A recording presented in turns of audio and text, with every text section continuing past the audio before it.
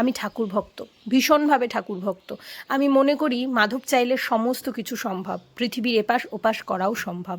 সেই জন্য অন্যান্য দিন ঠাকুর ঘরে এলেও রোববার সকালটা আমি বেশিরভাগ সময়টা কাটাই ঠাকুর ঘরে। আমার প্রচণ্ড মানসিক শান্তি, মনের জোর বাড়ে ভীষণ রকমভাবে।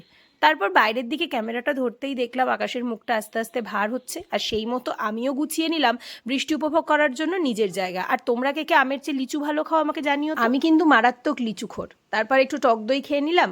নিজের কাজ করতে করতে বাজলো ওই 7:45-8টা। পুটু এলো দৌড়ে দৌড়ে আমি কি করছি দেখার জন্য। অনেকক্ষণ এক জায়গায় বসেছিলাম, আমি রীতিমতো ওকে আটকে রেখে দিয়েছি, ও কি আর আটকে থাকার লোক।